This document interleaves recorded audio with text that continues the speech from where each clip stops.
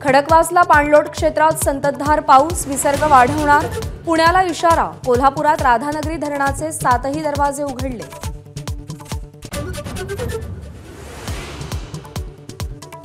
मुंबई कोकणात उद्यापासून पावसाचा जोर पुन्हा वाढणार।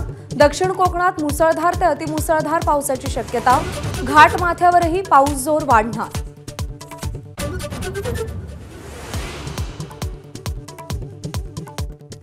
आमदार मिटकरींची गाडी फोडल्याप्रकरणी 13 जणांवर गुन्हे दाखल।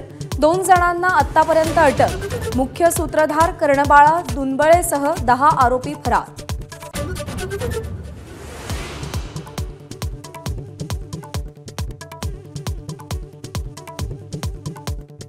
मिटकरींच्या गाडीच्या तोडफोडीनंतर आरोपी मनसे कार्यकर्त्याचा हृदयविकाराच्या धक्क्याने मृत्यू।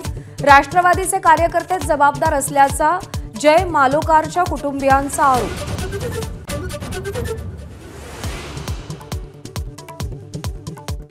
कुणबी दाखले शोधासंदर्भात स्थापन केलेल्या शिंदे समितीला 31 डिसेंबरपर्यंत मुदतवाढ। उर्वरित दस्तावेज जमा करणार।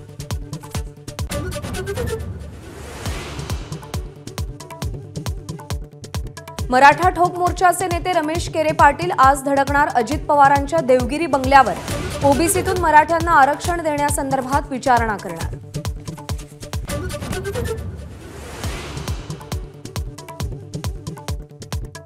मातोश्रीवरील मराठा आंदोलनामागे भाजपचा हात असल्याचा आरोप। भाजपचे पदाधिकारी सुशील पायाळ आंदोलनामध्ये। माझानं प्रश्न विचारताच पायाळ यांनी पळ काढला।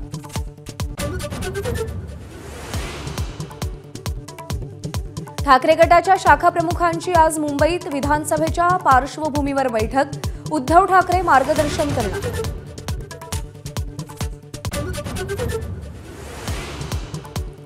विविध पक्षांच्या नेत्यांच्या एमआयएमच्या जलील यांच्याशी भेटीगाठी वाढल्या। अब्दुल सत्तार, राजू शेट्टी, बाबाजानी दुराणींनी जलील यांची भेट घेतली।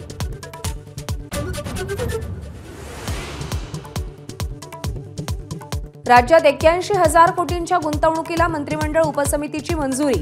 मराठवाडा आणि विदर्भात मेगा प्रकल्प उभारणार।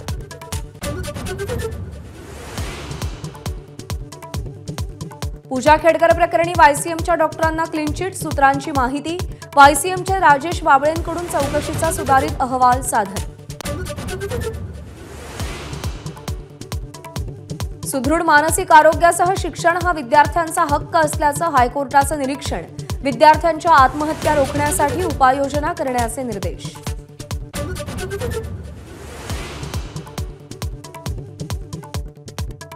काँग्रेस संसदीय पक्षाची नवी दिल्लीत थोड्याच वेळात बैठक। सोनिया गांधी मार्गदर्शन करणार।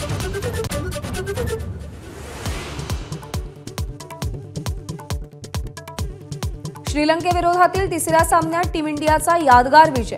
3-0 मालिका खिशात।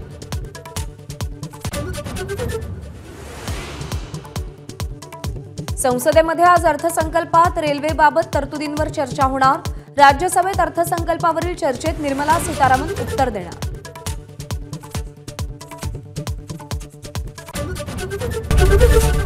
एबीपी माझा, उघडा डोळे बघा नीट।